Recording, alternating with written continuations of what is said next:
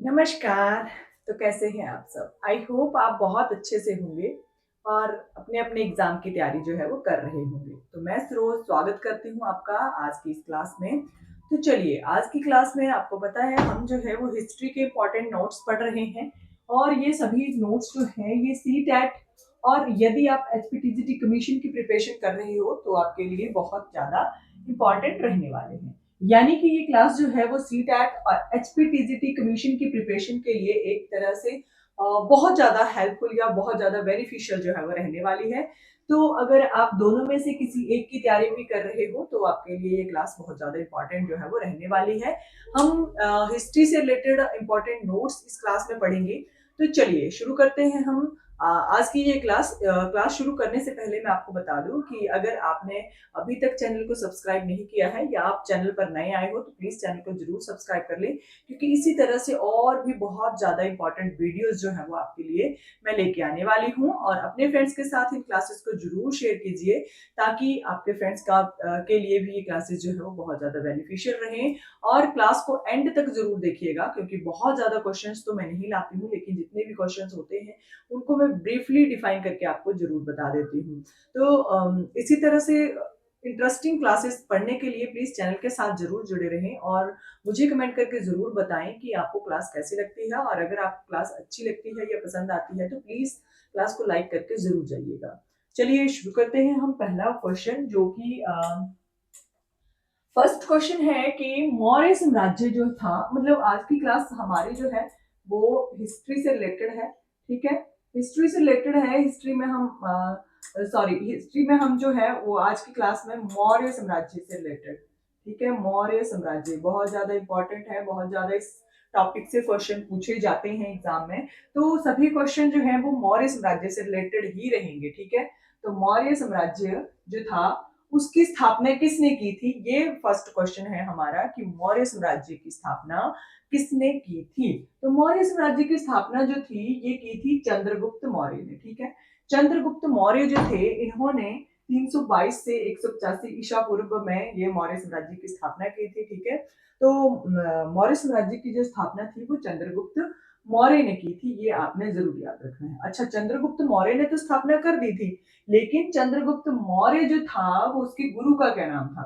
ठीक है, तो ये बहुत ज्यादा इंपॉर्टेंट क्वेश्चन है कि किसकी, ऐसे भी ये क्वेश्चन घुमा फिरा के आपसे पूछा जा सकता है कि किसकी सहायता से चंद्रगुप्त मौर्य ने जो था वो मौर्य साम्राज्य की स्थापना जो थी वो की थी। ठीक है, तो किसकी सहायता लेकर, इनके जो गुरु थे कौटिल्य, जिनके दो और नाम है, दो और नामों से इनको जाना जाता है। तो वो नाम है विष्णुगुप्त इनको कहा जाता है, और एक तो कौटिल्य कहा जाता है, विष्णुगुप्त कहा जाता है, और एक नाम और है इनका, मुझे याद नहीं आ रहा है इस वक्त। आप मुझे कमेंट करके जरूर बताएं कि इनका एक और क्या नाम था। तो चंद्रगुप्त मौर्य के जो गुरु थे उनका नाम कौटिल्य था, जिनकी सहायता लेकर जो था वो चंद्रगुप्त ने मौर्य साम्राज्य की स्थापना जो थी वो की थी। ठीक है, तो चलिए नेक्स्ट क्वेश्चन की बात करते हैं। एक नाम था इनका चाणक्य, अभी याद आया कि एक चाणक्य नाम से इनको जाना जाता था, कौटिल्य नाम से इनको जाना जाता था, और तीसरा नाम था इनका विष्णुगुप्त। ठीक है, तो विष्णुगुप्त, कौटिल्य और चाणक्य, ये तीन इनके नाम थे जिनकी सहायता लेकर जो था वो चंद्रगुप्त मौर्य ने मौर्य साम्राज्य की स्थापना की थी। अच्छा, ये तो हमें पता चल गया कि मौर्य साम्राज्य की स्थापना किसकी सहायता लेकर चंद्रगुप्त मौर्य ने की थी और कब की थी। लेकिन अब एक और क्वेश्चन इससे रिलेटेड बन जाता है कि किस वंश का अंत करके मौर्य साम्राज्य की स्थापना की गई थी। अब चंद्रगुप्त मौर्य ने विष्णुगुप्त या फिर कौटिल्य कह लो, उसकी सहायता लेकर मौर्य वंश की स्थापना तो कर दी, लेकिन उसके पहले जो वंश था वो कौन सा चल रहा था, मौर्य साम्राज्य से पहले कौन सा वंश जो था वो चल रहा था, जिसका अंत करके जो था मौर्य साम्राज्य की स्थापना जो थी वो की गई थी चंद्रगुप्त मौर्य के द्वारा। तो नंद वंश था। ठीक है, नंद वंश जो था उसका अंत करके जो था वो मौर्य साम्राज्य की स्थापना 322 से 185 ईसा पूर्व की गई थी। ठीक है, चलिए अब बात करते हैं नेक्स्ट क्वेश्चन की कि कलिंग का युद्ध। ठीक है, कलिंग का युद्ध कब हुआ था। मौर्य साम्राज्य के इतिहास का सबसे बड़ा युद्ध था कलिंग का युद्ध। ठीक है, कलिंग का युद्ध जो था मौर्य साम्राज्य के इतिहास का सबसे बड़ा युद्ध था, जो कि 261 ईसा पूर्व में हुआ था। ठीक है, कब हुआ था, 261 ईशा पूर्व 261 ईशा पूर्व में ये युद्ध जो था वो अकबर के द्वारा लड़ा गया था। ठीक है, तो अकबर के पास जो था, अकबर से पहले जो राजा हो रहे थे, जैसे चंद्रगुप्त मौर्य हुए, बिंबिसार हुए, ये जो थे इनके पास 4 ही प्रांत थे। ठीक है, 4 प्रांत थे, लेकिन अशोक जो था इसके पास जो था वो 5 प्रांत हो गए थे कलिंग को जीत करके। ठीक है, तो अकबर अशोक जो था इसने कलिंग का युद्ध लड़ा था 261 ईसा पूर्व में। ठीक है, अशोक जो था इसके द्वारा ये सबसे महान युद्ध जो था वो लड़ा गया था, जो कि 5वां प्रांत था इसके पास। तो पहले के जो जितने भी राजा हुए थे मौर्य साम्राज्य के, उनके पास 4 ही प्रांत होते थे, लेकिन ये जो अशोक था इसने कलिंग के ऊपर विजय प्राप्त की थी और ये इसका 5वां प्रांत जो था वो बन गया था। ठीक है, ये आपने याद रखना है। अशोक ने 261 ईसा पूर्व जो था वो कलिंग का युद्ध जो था वो लड़ा था। और कलिंग का युद्ध ही ऐसा युद्ध था जिसके बाद जो था वो अशोक का जो हृदय परिवर्तन था वो हो गया था। ठीक है, उस कलिंग के युद्ध में इतना ज्यादा जो एक नरसंहार देखा था, इतने ज्यादा लोग जो थे हजारों के हिसाब से मारे गए थे, हजारों के हिसाब से लोग बंदी बना लिए गए थे, यानी कि बहुत बड़ा जो रक्त संहार था या रक्त पात था वो उसने देखा था इस युद्ध में। तो उस युद्ध के बाद उसने अपना मन जो था वो परिवर्तित कर लिया था। उसका मन जो था वो इस नरसंहार को देखकर विचलित हो गया था। उसने अपने जीवन भर में कोई भी युद्ध करने का जो निश्चय था वो नहीं किया था। मतलब कि अब उसने ये निश्चय कर लिया था कि अब मैं अपने जीवन भर में कोई भी युद्ध जो है वो नहीं करूंगा। ठीक है,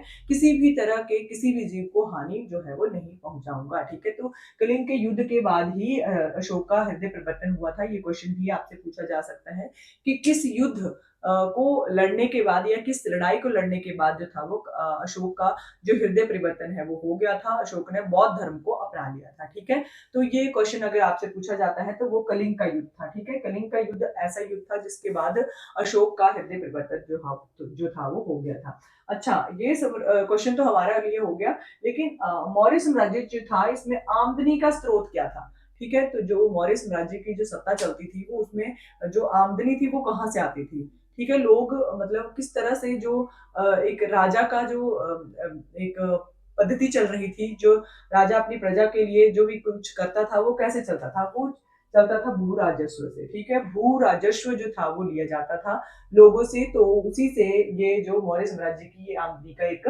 स्रोत था। ठीक है, ये इंपॉर्टेंट है। चलिए बात करते हैं अब नेक्स्ट क्वेश्चन की। नेक्स्ट क्वेश्चन है कि कलिंग का युद्ध तो हो गया 261 ईसा पूर्व में, कलिंग का युद्ध तो हो गया, लेकिन कलिंग का पुराना नाम क्या था?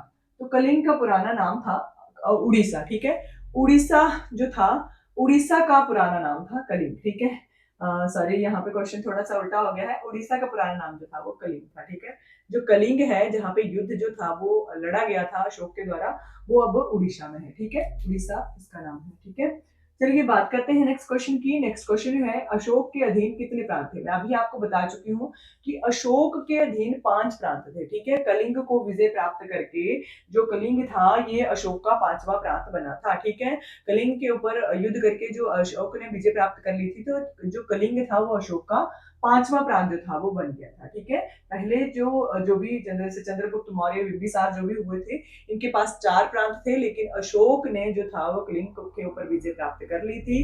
उसके बाद कलिंग जो था वो इसका 5वां प्रांत जो था वो बन गया था। ठीक है, नेक्स्ट क्वेश्चन है कि मौर्य की राजधानी क्या थी? मौर्य की राजधानी जो थी वो पाटलिपुत्र थी। ठीक है, मौर्य की राजधानी पाटलिपुत्र थी। ठीक है, ये इंपॉर्टेंट है, याद रख लेना है आपने। अच्छा, चंद्रगुप्त मौर्य का जो एक दरबारी कवि था, ठीक है, ये बहुत बार क्वेश्चन जो है वो पूछा जाता है। ठीक है, जो भी राजा हुए हैं, सम्राट हुए हैं, इनके दरबार में एक ना एक कवि जो था वो रहता था। ठीक है, एक दरबारी कवि जिसको कहा जाता था, ठीक है, वो रहता था। वो जो था उस दरबारी कवि को ये काम दिया गया होता था कि आपने इस जो भी ये राजा का वंश है या भी जो भी इस राजा के कार्यकाल में जो भी काम अच्छे हो रहे हैं या जो भी युद्ध लड़े जा रहे हैं या जो भी मतलब कुछ भी काम जो है वो हो रहे हैं, आपने उनके बारे में एक पुस्तक जो है वो लिखनी है। ठीक है, एक ग्रंथ जो है वो लिखना है। ठीक है, तो ये जो मेगास्थनीज था, ठीक है, मेगास्थनीज जो था ये चंद्रगुप्त मौर्य का दरबारी कवि था। ठीक है, किसका दरबारी कवि था? चंद्रगुप्त मौर्य का ये दरबारी कवि था। इसके द्वारा इंडिका नाम की पुस्तक जो थी वो लिखी गई थी। ठीक है, कौन सी पुस्तक लिखी गई थी? इंडिका नाम की पुस्तक जो था वो मेगास्थनीज के द्वारा जो है वो लिखी गई थी। ठीक है, चलिए बात करते हैं नेक्स्ट क्वेश्चन की। नेक्स्ट क्वेश्चन है कि मौर्य काल में घर कैसे होते थे। तो मौर्य काल में घर जो थे वो कच्ची ईंटों व लकड़ी के बने होते थे। ठीक है, मौर्य काल के घर कैसे होते थे? कच्ची ईंटों व लकड़ी के बने होते थे। ठीक है, ये भी इंपॉर्टेंट है, इस तरह के क्वेश्चन भी एग्जाम में पूछे जाते हैं। ठीक है, नेक्स्ट क्वेश्चन है कि अशोक के अभिलेखों में अशोक को क्या नाम दिया गया है। ठीक है, तो अशोक जो थे ये मौर्य साम्राज्य के सबसे पावरफुल राजा था। ठीक है, जो वैसे तो स्थापना जो थी वो चंद्रगुप्त मौर्य के द्वारा की गई थी, लेकिन चंद्रगुप्त मौर्य का जो इस मौर्य साम्राज्य का जो सबसे शक्तिशाली या सबसे प्रसिद्ध राजा हुआ है वो अशोक ही हुआ है। ठीक है, तो अशोक जो था इसने इसको अपने अभिलेखों में बहुत सारे नामों से जाना गया है। जैसे कि जो बौद्ध साहित्य है उसमें अलग नाम दिया गया है, या फिर मतलब हर किसी के द्वारा जो था वो अशोक को अलग नाम दिया गया था। तो इसने अपने अभिलेखों में देव नाम प्रिय या देवदर्शी भी किसी जगह पे लिखा गया है। ठीक है, तो देव नाम प्रिय के नामों से इसको जाना जाता था। इसके अभिलेखों में इसका नाम जो था वो अशोक की जगह देव नाम प्रिय जो था वो नाम रखा जाता था। ठीक है, देव नाम प्रिय इसका नाम। हम नेक्स्ट क्वेश्चन की अगर बात करते हैं तो नेक्स्ट क्वेश्चन है कि कलिंग विजय का वर्णन जो है वो कहां पर मिलता है। अच्छा, ये बात तो हो गई कि अशोक के द्वारा जो था वो कलिंग के ऊपर विजय प्राप्त कर ली गई थी। ठीक है, कब हुआ था कलिंग का युद्ध? 261 ईसा पूर्व में कलिंग का युद्ध हुआ था, और अशोक ने उस कलिंग को जो था वो जीत जो लिया था। ठीक है, तो अशोक का ये 5वां प्रांत बना था। बाकी जो इसके जो इसके पिता थे या दादा थे उनके पास 4 ही प्रांत थे। ठीक है, तो ये अशोक के पास जो था वो 5वां प्रांत बन गया था। लेकिन कलिंग विजय का वर्णन जो है वो हमें कहां पर मिलता है? ठीक है, तो अशोक के ये 13वें शिलालेख में कलिंग विजय का वर्णन जो है वो मिलता है। कौन से शिलालेख में? जो 13 नंबर का शिलालेख था उसमें इसका वर्णन जो था वो मिलता है। ठीक है, 13वें शिलालेख में कलिंग विजय का वर्णन जो है वो मिलता है कि हाँ, अशोक ने कलिंग के ऊपर विजय प्राप्त कर ली थी। ठीक है, चलिए बात करते हैं। अब मैंने आपको बता दिया कि अशोक को बहुत सारे नामों के द्वारा जो है वो पुकारा गया है। हर जगह पर अशोक का अलग नाम होता था।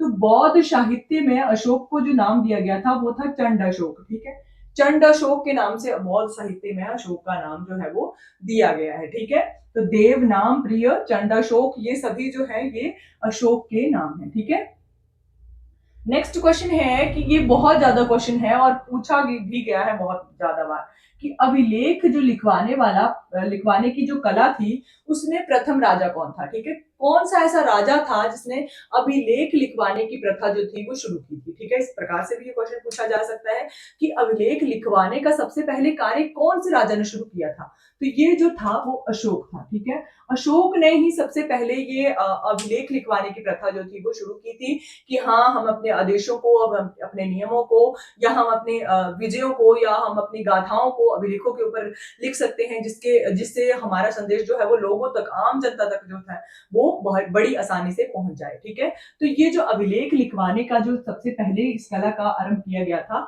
वो अशोक के द्वारा किया गया था। ठीक है, किसके द्वारा किया गया था? अशोक के द्वारा ये कार्य जो था वो किया गया था। ठीक है, आगे है कि श्रीलंका में अशोक ने बौद्ध धर्म के प्रचार के लिए किसको भेजा था। अब मैंने आपको बता दिया कि कलिंग विजय के बाद जब कलिंग का उसने रक्तपात देखा, नरसंहार देखा, कलिंग का एक तरह से बहुत ज्यादा रक्तपात जो था वो देखा गया था अशोक के द्वारा, तो अशोक बहुत ज्यादा निराश हो गया था। अशोक जो था उसमें उसमें जो था वो एक तरह से उसने होपलेस हो गया था। आप कह सकते हो कि उसने वो राजपाट त्याग करने का जो निर्णय था वो बना लिया था कि मुझे इस तरह के जो है वो नरसंहार जो है वो नहीं करने चाहिए। मुझे मतलब उसका एक तरह से पूरी तरह से मन जो था वो विचलित हो गया था। तो जो उपगुप्त थे वो उनके संपर्क में आकर हाँ, ये क्वेश्चन भी बनता है कि किसके संपर्क में आकर अशोक ने बौद्ध धर्म को अपनाने का निर्णय जो था वो किया था। तो उपगुप्त जो थे उनके संपर्क में आकर जो था वो एक बौद्ध भिक्षु थे उपगुप्त नाम के, उनके संपर्क में आकर अशोक ने ये निर्णय किया था कि हाँ, मैं अब बौद्ध धर्म को अपना लूंगा। और बौद्ध धर्म में उसने धम्म की स्थापना की थी। ठीक है, धम्म, जिसमें उसने अपने नियम बनाए थे, अपने कानून बनाए थे कि किसी भी जीव की को हानि नहीं पहुंचाई जाएगी, किसी भी जीव की हत्या नहीं की जाएगी, मतलब बहुत सारे ऐसे नियम बनाए गए थे धम्म में।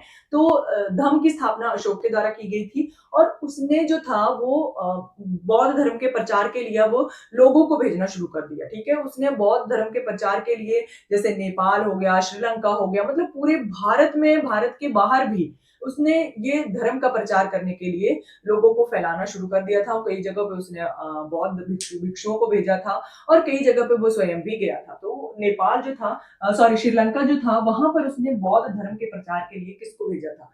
तो श्रीलंका में बहुत बार पूछा जाता है कि अशोक ने बौद्ध धर्म के प्रचार के लिए किसको भेजा था? तो श्रीलंका में उसने पुत्र महेंद्र को और पुत्री संघमित्रा को भेजा था। ठीक है, ये बहुत ज्यादा इंपॉर्टेंट है कि श्रीलंका में उसने किसको भेजा था?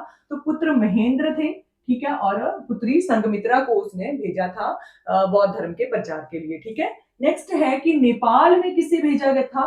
तो नेपाल में अशोक ने बौद्ध धर्म के प्रचार के लिए किसको भेजा था? तो नेपाल में वो स्वयं गया था और उसकी पुत्री चारुमती गई थी। ठीक है, नेपाल में बौद्ध धर्म का प्रचार करने के लिए अशोक जो था वो स्वयं गया था और पुत्री चारुमती को साथ में लेकर गया था। ठीक है, बौद्ध धर्म के प्रचार के लिए जब अशोक ने बौद्ध धर्म को अपना लिया तो उसने सोचा कि इसी तरह का बौद्ध धर्म जो है वो पूरे भारत या भारत से बाहर भी इसी तरह का बौद्ध धर्म जो है वो होना चाहिए। इसी तरह का धर्म जो है वो होना चाहिए कि किसी भी जीव की हत्या ना की जाए, किसी भी जीव को बेवजह हानि ना पहुंचाई जाए, किसी भी तरह के युद्ध ना हो। तो इस तरह के वो अशोक जो था वो विचार रखने लगा था। तो उसने उस बौद्ध धर्म का बहुत खूब प्रचार प्रसार जो है वो किया है। सबसे ज्यादा प्रचार और प्रसार जो किया है बौद्ध धर्म का वो भी अशोक ने ही किया है। ठीक है, ये भी क्वेश्चन आपसे पूछा जा सकता है एग्जाम में। चलिए बात करते हैं नेक्स्ट क्वेश्चन की। नेक्स्ट क्वेश्चन में पूछा गया है कि अशोक ने राजा बनने के कितने वर्षों के बाद जो था वो कलिंग के ऊपर विजय प्राप्त की थी? अब कलिंग एक ऐसा प्रांत था जिसके ऊपर जो था वो विजय प्राप्त करना एक बहुत बड़ा मुद्दा जो था वो बन चुका था। कलिंग के ऊपर कोई भी जो इसके पिता हुए हैं या दादा हुए हैं वो भी विजय प्राप्त नहीं कर पाए थे। तो कलिंग के ऊपर विजय प्राप्त करना बहुत ज्यादा इंपॉर्टेंट हो गया था अशोक के लिए। तो अशोक जो था वो किसी भी तरह से कलिंग के ऊपर विजय जो था वो प्राप्त करना चाहता था। तो अशोक जो राजा बना था, उत्तराधिकारी बना था बिंबिसार का, तो उसके बाद कितने वर्षों के बाद उसने कलिंग का युद्ध जो था वो किया था?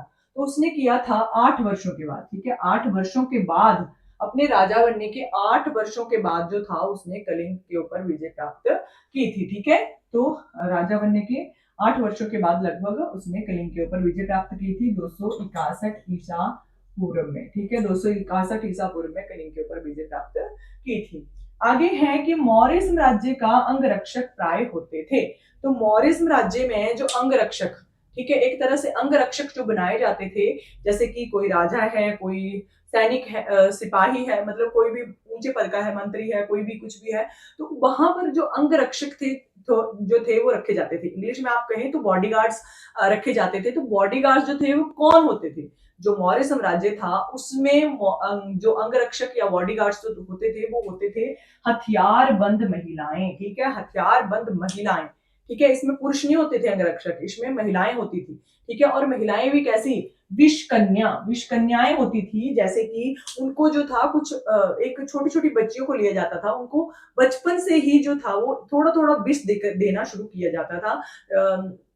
थोड़ी सी मात्रा में उनको विष देना शुरू कर देना बचपन से ही, और जब वो उनको जरूरत पड़े किसी को हानि पहुंचाने की तो उस विष कन्या से उसको कटवा दिया जाता था। और जो विष कन्या है वो अगर काट दे तो उस व्यक्ति का बचना जो था वो नामुमकिन हो जाता था। एक तरह से आप कह लो कि सांप के दांतों से भी, सांप के जहर से भी या सांप के दांतों से भी ज्यादा उस विष कन्या में जहर होता था। ठीक है, तो विष कन्या जो थी वो अंगरक्षक होती थी। ठीक है, तो आपने अगर चंद्रगुप्त एक सीरियल भी आता था उसमें अगर आपने देखा होगा तो सीरियल में बताया गया है कि चंद्रगुप्त को जो कौटिल्य था उसका गुरु, उसने बचपन से ही थोड़ा थोड़ा विष देना शुरू कर दिया था ताकि किसी भी विष कन्या का जो असर है वो ना चंद्रगुप्त पे हो। ठीक है, तो चंद्रगुप्त को इसी तरह से कौटिल्य के द्वारा बचाया गया था। उसने विष की मात्रा पहले से ही भर दी थी ताकि किसी भी तरह की विष कन्या से इसको हानि ना पहुंचा सके। ठीक है, तो ये क्वेश्चन बहुत ज्यादा इंपॉर्टेंट है कि जो विष कन्या होती थी मौर्य साम्राज्य में वो अंगरक्षक होती थी। ठीक है,